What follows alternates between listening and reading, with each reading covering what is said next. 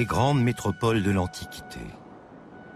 Elles ont vu le jour il y a plus de 2000 ans aux quatre coins de la Méditerranée. Ce sont les premières villes de renommée mondiale de l'histoire.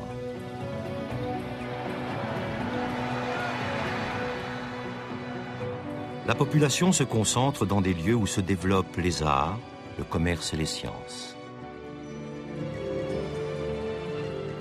Dans leur lutte pour le pouvoir et l'influence, ces cités mythiques rivalisent de magnificence, en bâtissant des bâtiments toujours plus somptueux. Ces métropoles attirent des hommes venus de tous les pays et de toutes les cultures à la recherche d'une vie meilleure.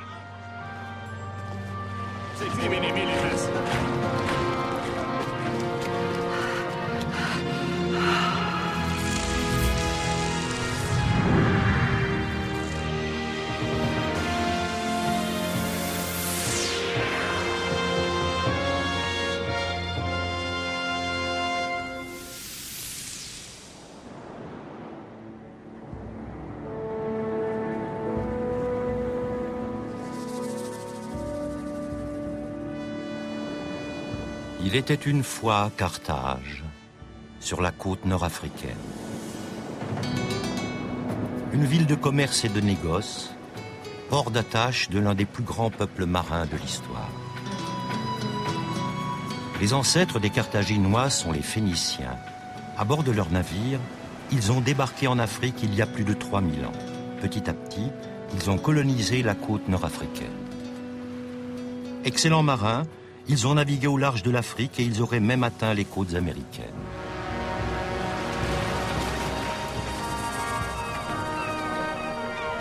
Le port de Carthage en l'an 180 avant Jésus-Christ.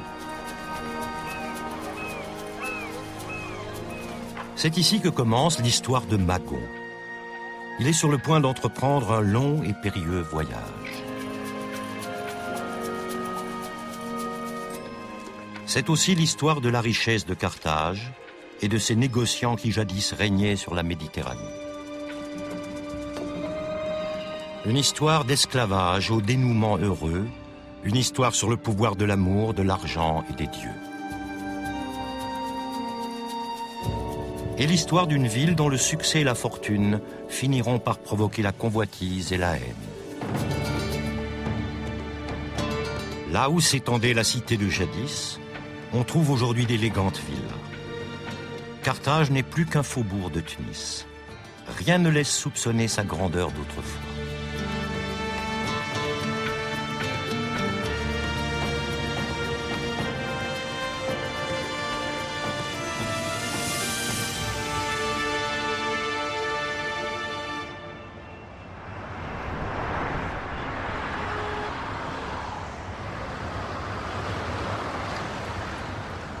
Tunis est une métropole tout en contradiction.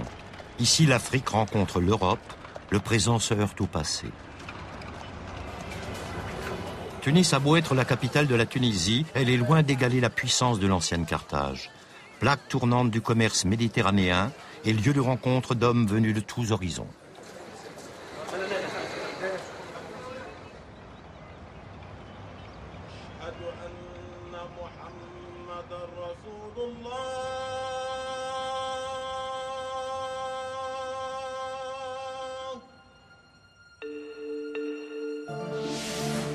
En 814 avant Jésus-Christ, des marins et des commerçants phéniciens fondèrent Carthage pour en faire un comptoir commercial.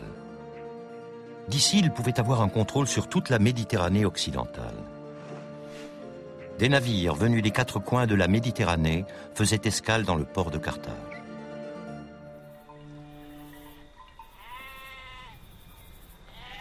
Aux portes de la ville, un aqueduc romain. Sur plus de 130 kilomètres, il acheminait l'eau des montagnes de l'Atlas vers la ville que les Romains édifièrent sur les ruines de la Carthage punique. Par ce puissant édifice, Rome a exprimé sa volonté de dominer l'Afrique du Nord. Il témoigne de l'histoire mouvementée de cette région à travers les âges.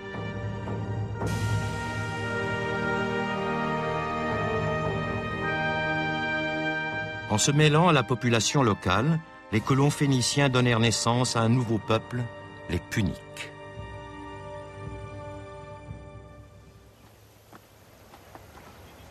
Depuis des années, le professeur Fethi Shelby tente de percer les secrets de Carthage. Les résultats des fouilles évoquent rarement le quotidien de la ville antique. Le plus souvent, ils décrivent plutôt sa chute. On retrouve ces traces, les vestiges de cette catastrophe dans les fouilles de la couche de 146 de destruction, qui sont des couches noires de cendres, de poutres qui ont brûlé. On rencontre dans ces fouilles des plans fendus, des armes, des javelots, des cadavres, des crânes fondus, toutes sortes de témoignages de cette épouvantable bataille qui s'est déroulée ici sur cette colline et qui ont sonné le glas de la Carthage punique.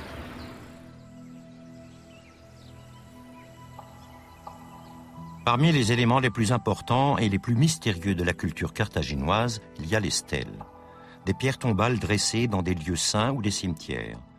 Elles présentent des inscriptions énigmatiques.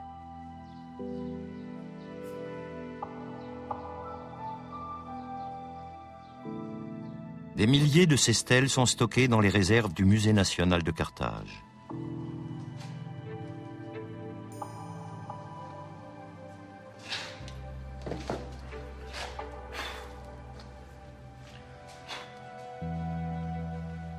Pour Fethi Shelby, ce sont des témoins inestimables d'un passé très lointain.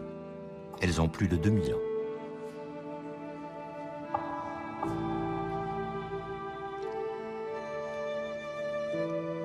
Ces écritures mystérieuses sont les précurseurs directs des écritures grecques et latines.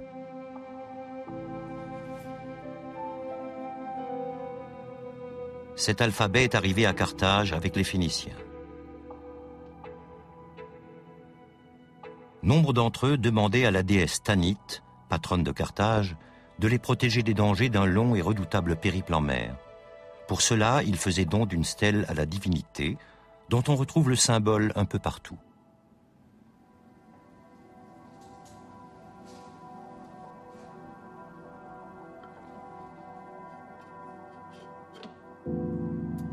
Ce squelette d'un Punique a été trouvé dans l'une des catacombes de Carthage.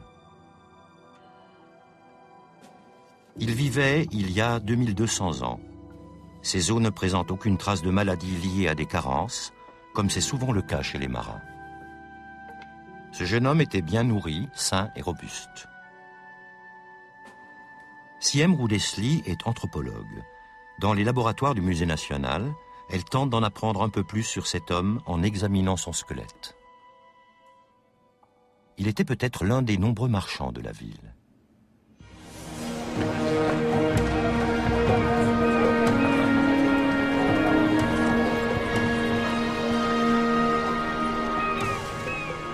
Le port de commerce est le centre névralgique de Carthage.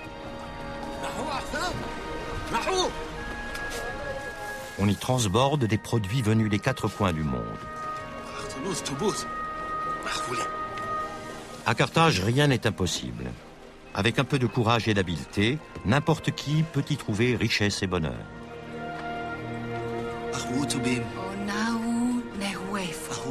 Magon est navigateur. Il a embarqué sur un bateau qui vogue vers la côte africaine à la recherche de trésors minéraux. Avec l'aide des dieux, Magon va contribuer à la gloire et à la richesse de la ville. S'il réussit, il pourra enfin épouser Bériclite.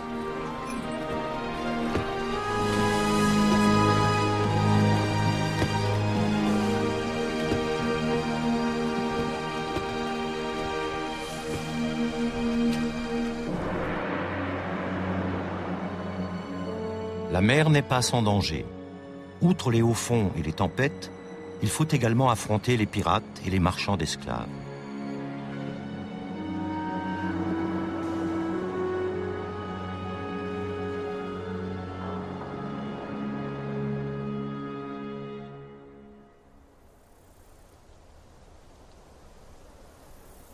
Les vestiges d'un quartier d'habitation. Les maisons sont très rapprochées et comportent plusieurs étages. Les rues sont étroites.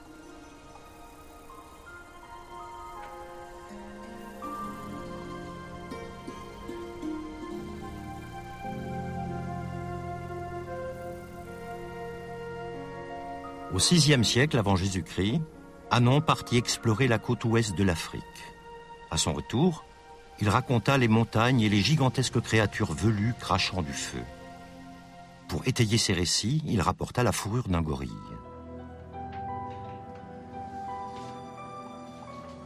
L'archéologue néerlandais Roald Docter s'intéresse plus au quotidien de cette capitale du commerce qu'à ses héros. Pour lui, une étude du plan de la ville est capitale avant d'entamer de nouvelles fouilles. Il veut retrouver les anciens murs de la cité. Nombre d'archéologues ont tenté de le faire avant lui, en vain. Roald Docter espère glaner quelques indices dans les plans de ses prédécesseurs. Ici, la rue change brutalement de direction. Cela pourrait signifier que le mur se trouvait tout près.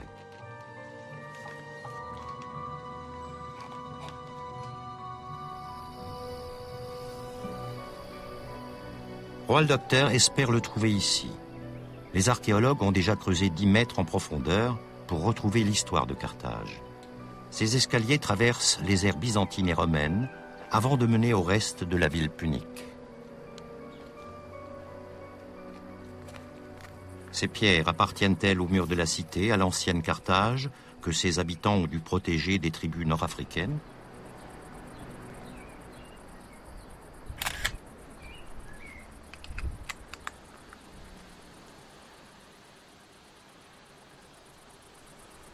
À son apogée, Carthage comptait plus de 100 000 habitants.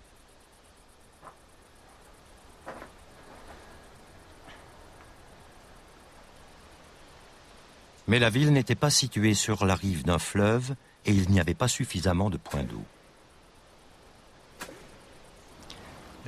L'économie de l'eau à l'époque punique était vraiment admirable.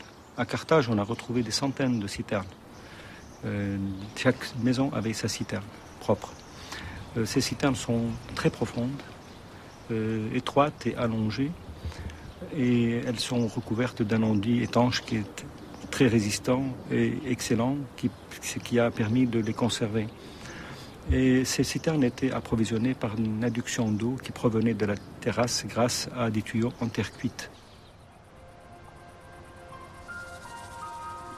Contrairement aux Romains, les Carthaginois n'utilisaient pas d'aqueduc. Peut-être que ces immenses conduites d'eau, cibles faciles à détruire en cas de guerre, ne leur inspiraient pas confiance. Ils préféraient se fier aux citernes. Ainsi, même en période de siège, leur approvisionnement en eau était assuré.